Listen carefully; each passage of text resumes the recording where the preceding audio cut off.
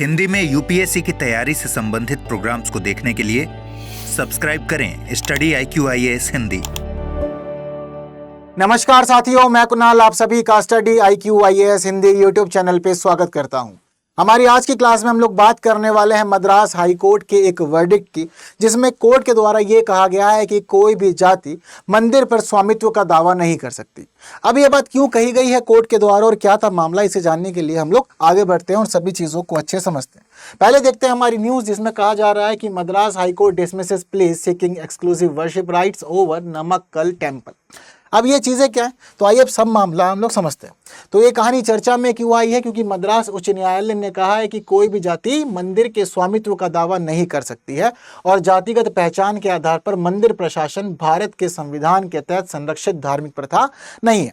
तो देखिए यहाँ पर हमें दो बातें देखने को मिल रही है। पहली बात तो यहाँ पर कोर्ट ने सीधे तौर पर जाहिर कर दिया है कि देखो, अगर आप ये कहते हो कि आप एक विशेष जाति के व्यक्ति हो और विशेष जाति से संबंधित होने के कारण किसी पर्टिकुलर मंदिर के ऊपर आपकी जाति का अधिकार रहेगा, उसके मैनेजमेंट राइट्स जो हैं वो आपकी जाति को मिलने चाहिए, मंदिर में दर्शन करने का खास मामला आपकी जाति को मिलना चाहिए, तो ये बिल्कुल भी स्वीकार नहीं किया जा सकता है। अगर आप कहेंगे कि मंदिर पर आपका स्वामित्व है तो इसको हम लोग सिरे से खारिज करते हैं। दूसरी बात इन्होंने यहाँ पर यह कही कि जातिगत पहचान के आधार पर मंदिर का प्रशासन चलाना भारत के संविधान के तहत संरक्षित धार्मिक प्रथा नहीं है। यानी कि अगर आप ये कहते हैं कि आप किसी पर्टिकुलर जाति से संबंधित हैं और उस जाति से संबंधित होने के कारण आप मंदिर के प्रशासन चलाएंगे, आप चीज़ों को मैनेज करेंगे, तो देखिए संविधान आपको ये अधिकार नहीं देता है। ये बात आपको समझनी होगी। अब ये मामला क्यों इस प्रकार से आया और क्यों ये वर्डिक्ट हमें देखने को मिल रहा है, आइए इन चीज़ों को समझते हैं। तो देखिए इसके पीछे का रीज़न है एक पिटीशन। दरअसल एक व्यक्ति है जिनका नाम है C गणेशन, इन्होंने मद्रास हाई कोर्ट में लगाई थी याचिका, और याचिका लगाते हुए इन्होंने ये कहा था कि देखिए जज साहब, नमक्कल जिले के 4 मंदिर हैं, मैं चाहता हूं कि आप उन 4 मंदिरों के संबंध में एक आदेश पारित कीजिए। कैसा आदेश पारित करने की मांग की थी, तो दरअसल यहाँ पर याचिका लगाते हुए ये बताया गया था कि जो नमक्कल जिला है, उस नमक्कल जिले के अंदर 4 खास मंदिरों का एक समूह है। अब जिन 4 खास मंदिरों का समूह है उनमें जो मंदिर शामिल है उसमें पहला मंदिर है अरुलमिगु पोंकालियम्मन, दूसरा मंदिर है अरुलमिगु मरियम्मन, तीसरा मंदिर है अंगलम्मन और चौथा मंदिर है पेरुमल।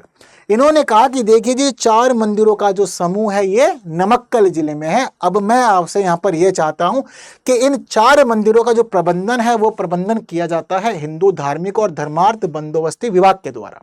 अब यहाँ पर आप आदेश दीजिए हिंदू धार्मिक और धर्मार्थ बंदोबस्ती विभाग के सहायक आयुक्त को कि सहायक आयुक्त साहब इन 4 मंदिरों के समूह में से एक मंदिर को बिल्कुल अलग कर दे, ग्रुप से निकाल दे और कास्ट के लिए रिजर्व कर दे।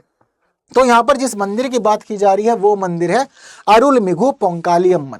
तो दरअसल C गणेशन साहब का यहाँ पर याचिका लगा के ये कहना था कि जो अरुलमिगु पोंकालियम्मन मंदिर है, इस मंदिर को आप ग्रुप से निकालिए और ये मंदिर खास तौर पे मेरी कास्ट के लोगों के लिए आप रिजर्व कर दीजिए कि मेरी कास्ट के लोग ही इसका मैनेजमेंट देखेंगे और मेरी कास्ट के लोग ही यहाँ पर खास तौर पे दर्शन करने के लिए आएंगे जाएंगे।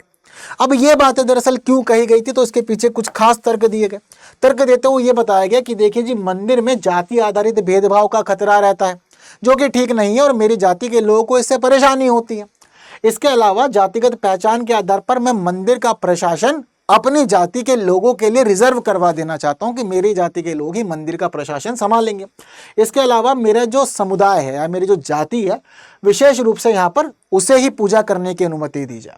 इसके साथ साथ इन्होंने यहाँ पर यह भी कह दिया कि देखो जी, मैं जो ये मांग कर रहा हूँ संरक्षण की, मुझे ये संरक्षण चाहिए अपने मौलिक अधिकारों के एक जो हिस्सा है वो अनुच्छेद 25 और 26 उसके तहत चाहिए। यानी कि मेरा मौलिक अधिकार है कि मैं मंदिर के लिए अपने जातिगत अधिकार या जाति के तहत संरक्षण मांग सकता हूं जी, तो आप मुझे ये दे दीजिए। अब मामला जो था वो सुना तो जज साहब ने, लेकिन सुनने के बाद क्या हुआ आगे, चलिए आगे बढ़ते हैं।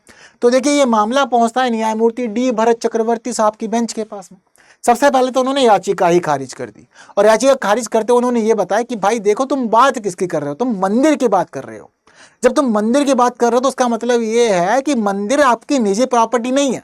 मंदिर एक सार्वजनिक पूजा स्थल है जहां पर प्रत्येक जाति के व्यक्ति को आने जाने की अनुमति होती है बिना किसी भेदभाव के। आप ये कह रहे हो कि इसको मेरी कास्ट के लिए रिजर्व कर दो, तो ये बिल्कुल भी हो नहीं सकता है। और इसी वजह से इन्होंने कहा कि भाई अगर आप कास्ट के आधार पर मंदिर पे स्वामित्व का दावा करोगे तो ये किसी भी कीमत पर स्वीकार्य नहीं, जाति के आधार पर तो हो ही नहीं सकता। इन्होंने कहा कि देखो मंदिर के अंदर पूजा का कार्य, प्रबंधन, प्रशासन के लिए सभी भक्तों के लिए ये चीजें अवेलेबल है, यानी कि सभी भक्तों से मिलजुल कर ही सारी चीजें होती हैं, अकेले किसी पर्टिकुलर कास्ट से जुड़ करके ये चीजें नहीं चलती है। इन्होंने ये भी कहा कि जाति के आधार पर खुद को पहचानने वाला सामाजिक समूह पूजा के तरीके के बारे में विशिष्ट प्रथागत अधिकार रख सकता है। यानी कि मान लीजिए कि आप किसी खास जाति से संबंधित हैं, आप किसी खास समुदाय से संबंधित हो, तो यहाँ पर बिल्कुल मैं ये मानता हूं कि हो सकता है कि आपके पूजा करने का तरीका कुछ अलग हो, कुछ खास विशेषताएं आपके पूजा करने के तरीके में हो जो आपके कल्चर से जुड़ी हुई हो, आपको थोड़ा सा अलग बनाती हो। ये बात मैं बिल्कुल स्वीकार करता हूं, उसमें कोई दो राय नहीं है।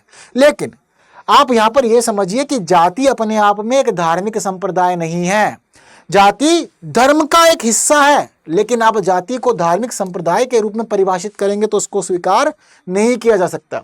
और कोई भी जाति मंदिर के स्वामित्व का दावा बिल्कुल नहीं कर सकती है। जातिगत पहचान के आधार पर अगर आप मंदिर का प्रशासन चलाने की मांग करते हैं तो यह भी स्वीकार नहीं है। इतना ही नहीं, इन्होंने कहा कि आपने जो बातें रखी हैं वो रखी हैं संविधान के अनुच्छेद 25 और 26 के तहत। क्या आपने अनुच्छेद 25-26 को पढ़ा है? मैं मानता हूं कि चलो मौलिक अधिकार है भी, पर अनुच्छेद 25 और 26 जो है ये धार्मिक अधिकारों की बात करता है, ना कि जातिगत अधिकारों की। अगर आपका मामला जाति से संबंधित है तो बिल्कुल बात ठीक है, यहाँ पर खारिज किया जाना चाहिए इसको। लेकिन अगर धर्म का मामला होता तो हम यहाँ पर चीजों को स्वीकार करते हैं अनुच्छेदों के तहत, और अनुच्छेदों के तहत स्वीकार करते हो मामला पूरे तरीके से सुनते, क्योंकि अधिकार जो है धार्मिक अधिकार है, ये जातिगत अधिकार नहीं है। तो अनुच्छेद 25 और 26 केवल आवश्यक धार्मिक प्रथाओं और धार्मिक संप्रदायों के अधिकारों की रक्षा करते हैं, ना कि जाति से संबंधित अधिकारों की या प्रथाओं की। इन्होंने ये भी कहा कि आप जो संप्रदाय शब्द यूज कर रहे हैं ना, दरअसल संप्रदाय धर्म से संबंधित है, और जाति को हम धर्म कभी भी नहीं मान सकते, क्योंकि धर्म का एक हिस्सा होती है जाति। जाति कभी भी धर्म नहीं हो सकता, ये आपको समझना होगा। तो इस प्रकार से याचिका खारिज करते हुए साफ तौर पर कहते हैं कि भाई मंदिर के ऊपर तो जातिगत स्वामित्व नहीं हो सकता है। तो बस इतनी ही बात थी जो आपको जाननी समझनी थी। फिलहाल आप लोगों का इस मामले पे क्या कहना है? क्या जातिगत अधिकार होने चाहिए मंदिरों के ऊपर या नहीं होने चाहिए? ये बात आप लोग मुझे कमेंट बॉक्स में ज़रूर बताएंगे, और सभी को बतानी है। बाकी सेशन इन्फॉर्मेटिव लगा है तो बाकी साथियों तक शेयर जरूर करना है, जिन्होंने लाइक नहीं किया लाइक करके जाइएगा। और बाकी बस ऐसे इन्फॉर्मेटिव वीडियोज़ के लिए बने रहिए study IQ IAS Hindi YouTube channel पर। आज के लिए दीजिए मुझे विदा। Thank you so much. जय हिंद। हिंदी में UPSC की तैयारी से संबंधित प्रोग्राम्स को देखने के लिए सब्सक्राइब करें स्टडी IQ IAS हिंदी।